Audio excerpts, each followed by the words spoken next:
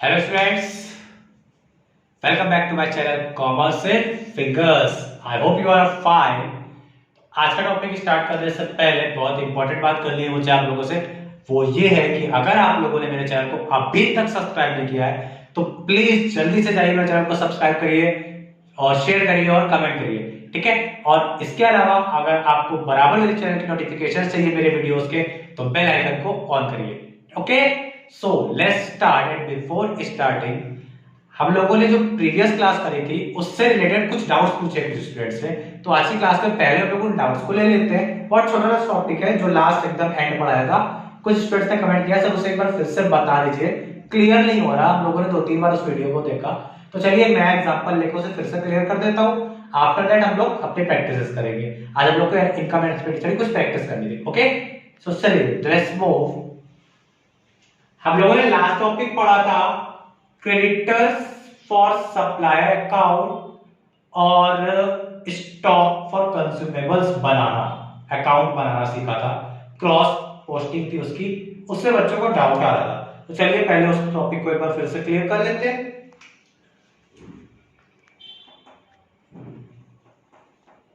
एक हम लोगों ने बनाया था क्रेडिटर्स ब्रैकेट में for consumables,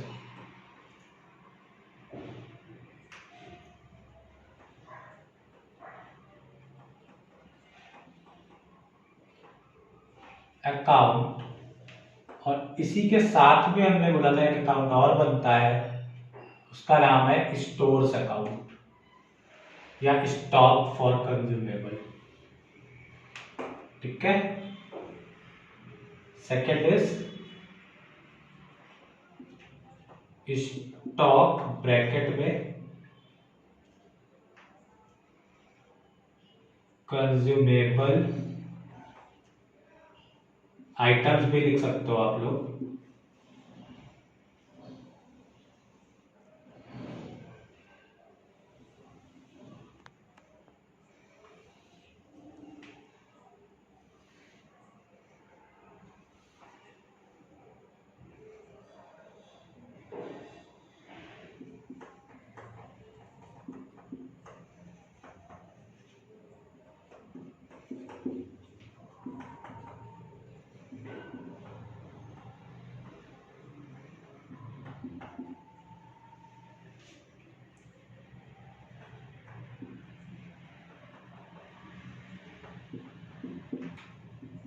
particular and amount. सबसे पहले क्रेडिटर्स की बात कर रहे हैं तो यहां लिखते, पहले हम लोग बना लेते हैं फिर समझेंगे। यहां लिखते हैं बाय बैलेंस बीडी और यहां लिखते हैं to balance CD,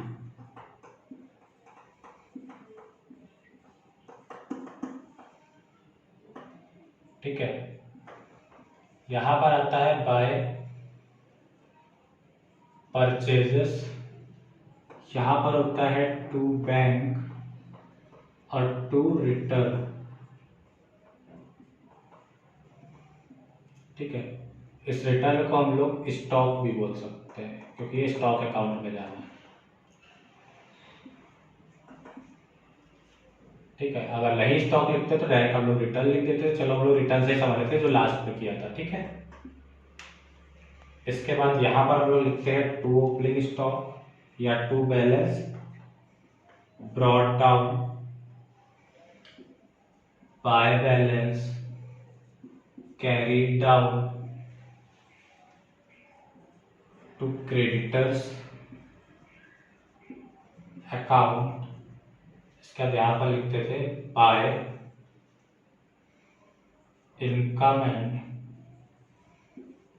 expenditure account, ठीक है। ये होता था हम लोगों का बैलेंसिंग फिगर और ये टोटल है, ये टोटल है। यही अकाउंट था हम लोगों के पास। कुछ स्टूडेंट्स ने कहा सर ये समझ में नहीं आया, तो बेटा आपकी जानकारी के लिए बताते हैं बहुत ही सिंपल सा कॉन्सेप्ट है, अगर ध्यान से समझोगे तो समझ में आ जाएगा। थोड़ा सा कंसंट्रेट होइए और थोड़ा सा कॉमन सेंस लीजिए, अपने आप ये टॉपिक समझ में आएगा। इस टॉपिक में ऐसा कुछ भी नहीं है ना, ऐसा कुछ खास ट्रिकी भी नहीं है कि आपको समझ में ना आए। बस इस टॉपिक को समझने के लिए स्टूडेंट्स टॉपिक को अपने आप से रिलेट कर दीजिए, ठीक है। आप इस ऑर्गेनाइजेशन को खुद मान लीजिए कि आपकी ऑर्गेनाइजेशन है, आप खुद एक ऑर्गेनाइजेशन बन गए हो और आपके कुछ क्रेडिटर्स है, आपका कुछ स्टॉक है। अभी देखिए फटाफट ये टॉपिक समझ में आएगा। सपोज स्टार्टिंग में, ईयर के स्टार्टिंग में आपको किसी को 5,000 रुपए देने थे, यानी वो क्रेडिटर का ओपनिंग बैलेंस होगा। क्रेडिटर आपको देना है, यू हैव टू पे। इफ यू हैव टू पे someone, that is your liability. Liability always having credit in nature. तो लायबिलिटी का ओपनिंग बैलेंस क्या बन जाएगा बेटा? क्रेडिट बन जाएगा। इसलिए देखिए क्रेडिटर्स अकाउंट का ओपनिंग बैलेंस हमने क्या लिखा? Credit by balance brought down. ये क्या है? Opening balance. लिख दो यहां पर, it is opening balance, it is closing balance, ठीक। इसके बाद इतने रुपए आपको देने थे, इतने रुपए आप पे कर चुके हो और इतने रुपए का सामान आप वापस कर चुके हो, उसके बावजूद भी इतने रुपए भी देने हैं। तो इट मींस आपने कुछ खरीदा होगा, है ना। जब इसका टोटल करोगे और इससे माइनस करोगे तो ये जो वैल्यू आएगी, ये वैल्यू भी क्या कहलाएगी? परचेजेस। ये परचेजेस क्या कहलाएंगी? क्रेडिट परचेजेस, ठीक है। और यहां पर जो क्रेडिटर्स लिखे हैं फॉर क्रेडिट परचेज है, ये उठ के चला आता है यहां पर, ठीक है, ओके। फिर स्टॉक अकाउंट है, इस स्टॉक अकाउंट को आप सबसे पहले ओपनिंग बैलेंस लिखोगे। स्टॉक आपकी एसेट होती है, asset always having debit balance, इसलिए एसेट का ओपनिंग बैलेंस क्या होगा? डेबिट होगा और क्लोजिंग क्रेडिट हो जाएगा, ठीक।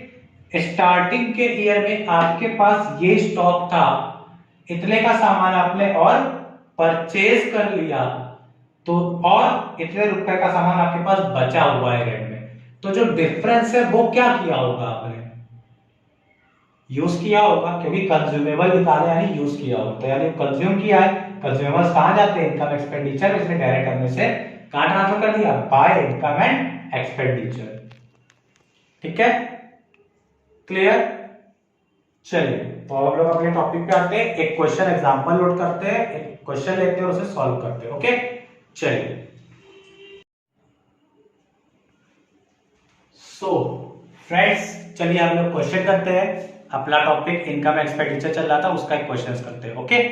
चलिए क्वेश्चन है, following is the receipt and payment account of a club for the year ended 31 March 2018। Opening balance दिया हुआ है 75,000, सब्सक्रिप्शन 35,000 प्रीवियस ईयर का दैट इज 16-17, 17-18 का है 9,50,000, 18-19 का 55,000, टोटल है 10,40,000, ओके। डोनेशन 90,000 है, एंट्रेंस फी 60,000 है, locker rent 20,000, donation for building दिया हुआ है स्टूडेंट्स 1,50,000, पेमेंट साइड में सैलरीज है 22,000, office expenses 8,000, sports equipment 6 lakh, purchase on October. After that telephone charges 12,000, electricity charges 18,000, travelling expense 6,000, 10% fixed deposit made on 1 जुलाई 7 लाख और closing balance है 69,000। Total दे दिया 14,35,000 दोनों side का, ठीक। एडिशनल इंफॉर्मेशन में कह रहा है आउटस्टैंडिंग सब्सक्रिप्शन फॉर 17-18 रुपीज 80,000, ठीक।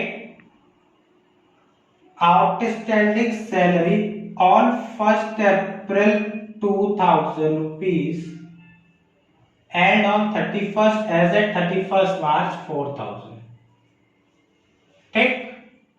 लॉकर रेंट का रेट दिया हुआ है 2,000 पर मंथ। डेप्रिसिएशन कह रहा है 10% पर एनम है। कह रहा है prepare income and expenditure account for the club for year ended 31st मार्च 2018। चलिए फटाफट से इसका इनकम एक्सपेंडिचर अकाउंट बनाते हैं। अगर आपको क्वेश्चन नोट करना है तो 2 मिनट अपना यूट्यूब स्क्रीन को पॉज कर लीजिए वीडियो को और क्वेश्चन नोट कर लीजिए जब तक हम लोग अपना क्वेश्चन सॉल्व कर रहे हैं, ठीक है। सो चलिए हम लोग क्वेश्चन करते हैं। सर सब रिसिप्ट एंड पेमेंट अकाउंट से बेटा जब हम लोग सब इनकम एंड एक्सपेंडिचर अकाउंट बनाते थे तो क्या करते थे हम लोग, यहाँ पर रेवेन्यू नेचर की रिसिप्ट्स और रेवेन्यू नेचर की पेमेंट उठाते थे। उनमें से रेवेन्यू इनकम जो इस साल की हो इनकम साइड लिखते थे और रेवेन्यू एक्सपेंसेस जो इस साल के हो वो एक्सपेंस साइड लिखते थे और बैलेंस कर देते थे। सिंपल सा करना है, ठीक है। फिर उसे बस उठाना है और रखना है, पोस्टिंग करनी है, दैट्स इट, ठीक। पेमेंट जाएंगे एक्सपेंडिचर साइड और रिसिप्ट जाएंगी इनकम साइड में। पहले रिसिप्ट में चलते, छोटी चीजें थोड़ी जल्दी हो जाएगी। चलिए सब्सक्रिप्शन दिया हुआ है तो बाय सब्सक्रिप्शन, बेटा क्वेश्चन पढ़ा दो तो मैं आउटस्टैंडिंग भी मिला था। तो सब्सक्रिप्शन है इस साल का 9,50,000, इसमें ऐड कर देना बेटा आउटस्टैंडिंग सब्सक्रिप्शन,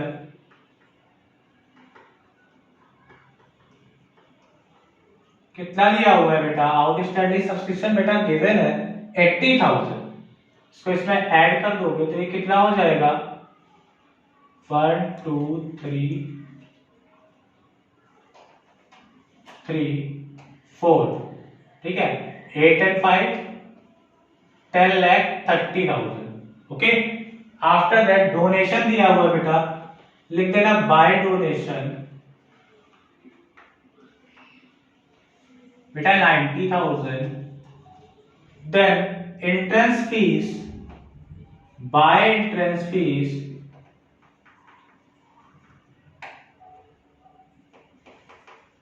कितना है बेटा 60,000। टू लॉकर रेंट, तो ये हो जाएगा बाय लॉकर रेंट, बेटा ये दिया है 20,000। बट एडजस्टमेंट नंबर 3 में दिया था लॉकर रेंट है 2,000 पर मंथ। बेटा अगर 2,000 पर मंथ है तो 12 मंथ्स का रेंट कितना होना चाहिए 24,000, 2,000 into 12, ओके। लिया है 20,000 यानी कि 4,000 अभी भी मिल रहा है, दैट इज रेंट रिसीवेबल या अक्रूड रेंट भी बोल सकते हो। कितना 4,000, ओके। कैसे आया 2,000 into 12/4, पूरे साल का, सॉरी 2,000 into 12,000/6, पूरे साल का हुआ 24, तो 6 मंथ का 4,000, ठीक। इस तरह से कर लो या एक तरीका और है 2,000 into 12 that is 24,000 less 20,000, तो बैलेंस आ जाएगा ये 4,000, इस पे ऐड कर दोगे ये हो जाएगा 24,000, ठीक। इसके बाद डोनेशन फॉर बिल्डिंग, बेटा यहाँ पर इस डोनेशन का पर्पस दे दिया, यानी ये स्पेसिफिक डोनेशन हो गई और specific donation is not a revenue in nature, it is a capital revenue, capital receipt, capital in nature. तो ये कहां चला जाएगा बेटा, ये चला जाएगा बैलेंस शीट में जो हम लोग आगे सीखने वाले हैं, ओके। यहां आ जाएगा। चलिए पेमेंट साइड आते हैं। बाय सैलरीज दिया है तो ये हो जाएगा 2 सैलरीज, बेटा ने इसकी एडजस्टमेंट यहाँ दी हुई थी तो इसको भी हम लोग क्या करेंगे इनर कॉलम में लिखेंगे 22,000। एडजस्टमेंट नंबर 2 में चलो कह रहा है आउटस्टैंडिंग सैलरी फर्स्ट अप्रैल 17, यानी outstanding at the beginning. Expenses में अगर आउटस्टैंडिंग एट द बिगिनिंग अगर उसे लेस करते हैं, आउटस्टैंडिंग एट द बिगिनिंग कितना है बेटा, ये दिया हुआ है 2,000, आप लेस कर दोगे, ऐड कर दोगे outstanding at the end, at the end कितना है बेटा, एट द एंड बेटा 4,000, ये आप ऐड कर दोगे तो ये हो जाएगा 24,000, क्लियर बेटा। नेक्स्ट ऑफिस एक्सपेंसेस, इससे रिलेटेड कोई एडजस्टमेंट नहीं है, सीधे हो जाएगा to office expense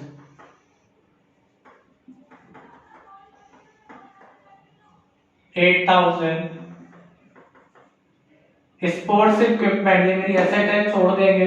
telephone charges expense है टू टेलीफोन चार्जेस, कितना दिया हुआ है बेटा 12,000। Then electricity charges to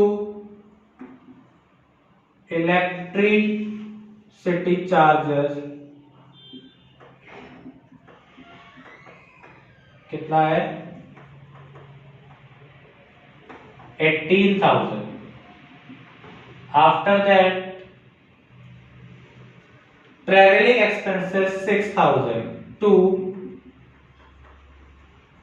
travelling expenses 6,000।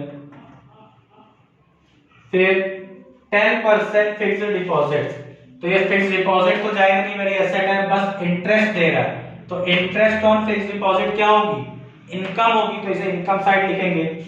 Bye interest on fixed deposit लिख लेगा कैसे, 7 लाख इसका 10% इनटू जुलाई से लेकर मार्च तक, जुलाई से लेकर मार्च तक कितने मंथ, जुलाई अगस्त सितंबर अक्टूबर नवंबर दिसंबर जनवरी फरवरी मार्च, 5 और 4 9 मंथ्स का इंटरेस्ट निकाल लोगे।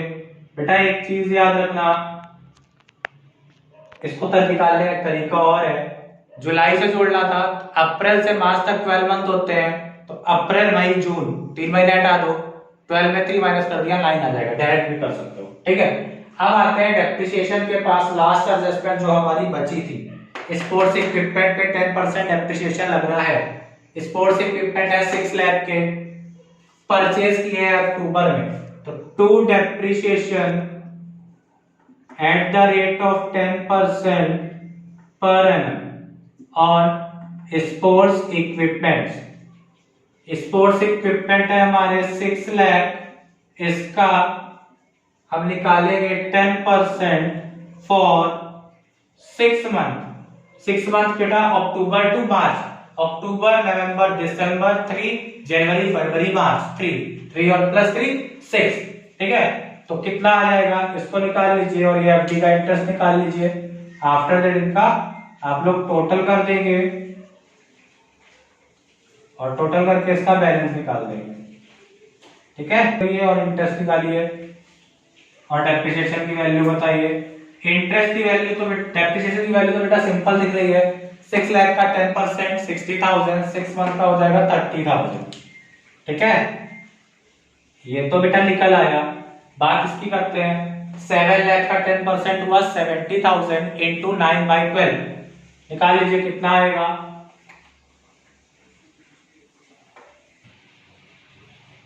आपका 3 3 9, 3 4 4, 1 4, 4 7 28, बचा आपका 24, 5 20, 17,500 इंटू 3, तो 17 3 51 और 3 5 15, तो 51,000 1500 हो जाएगा 52,500, ठीक है। चलिए अब फटाफट से इसका टोटल कर लीजिए और टोटल करके आंसर निकाल दीजिए माइनस करके, ठीक है। जल्दी करिए, मैं जब तक कैलकुलेटर लेके इसे यूज कर लेता हूँ कैलकुलेटर और इसका आंसर निकालता हूँ, आप लोग अपने आप निकालिए, फटाफट से निकालिए। तो स्टूडेंट्स मैंने कैलकुलेटर से कर लिया है, इसका टोटल आ रहा है 12,56,500 और जब डिफरेंस निकालेंगे इसका तो ये आपका डेबिट साइड में आ रहा है, that is surplus 11,58,500।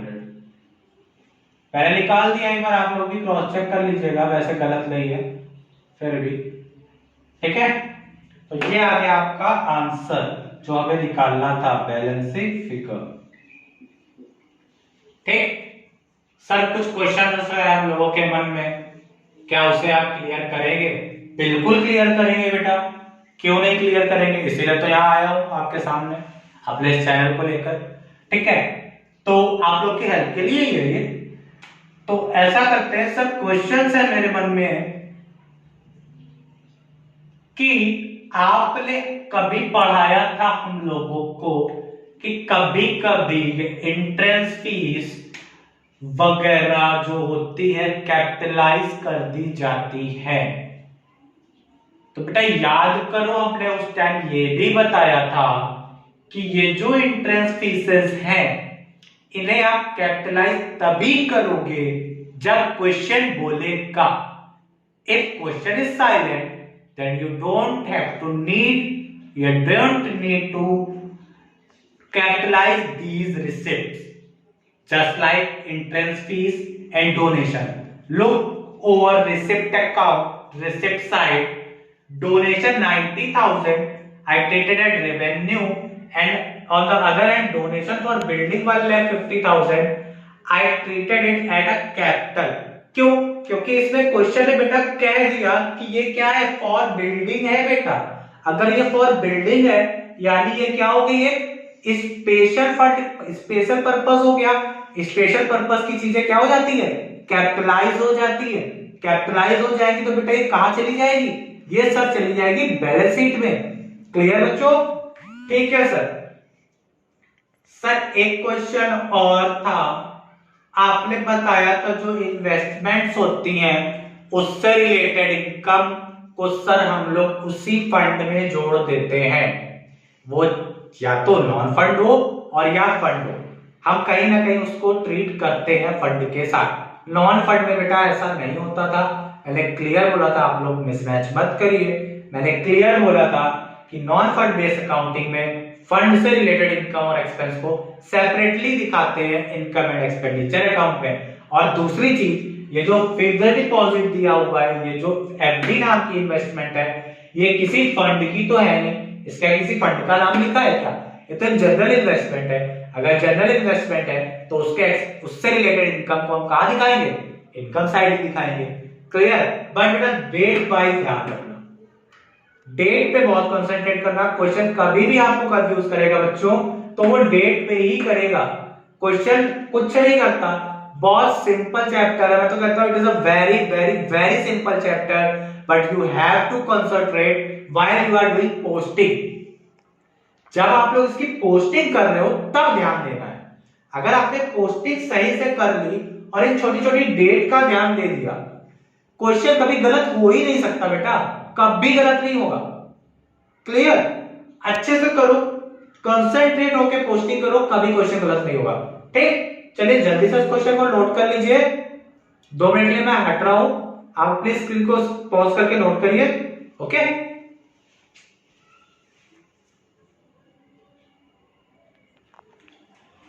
So note हो गया होगा आई होप। ओके, चलिए आज के लिए हम लोग इतना ही रखते हैं। ठीक है, नेक्स्ट क्लास में इसके 2 क्वेश्चन सॉल्व करेंगे और देन हम लोग बैलेंस शीट की तरफ मूव कर जाएंगे। ठीक, सो अगर आपको मेरी वीडियो अच्छी लगी, टॉपिक समझ में आया, आपके लिए कहीं से भी बेनिफिटेबल है, तो प्लीज मेरे चैनल को लाइक करिए, शेयर करिए एंड सब्सक्राइब करिए और बेल आइकन को दबाना मत भूलिएगा। ओके, और कोई भी डाउट है तो उसे आप लोग नीचे डिस्क्रिप्शन बॉक्स में क्लियर कर सकते हैं। और अगर आपको मेरी प्रीवियस वीडियो चेक करनी है तो डिस्क्रिप्शन बॉक्स में लिंक भी दिया हुआ है। Okay, so tata bye bye, see you with my next lecture very soon.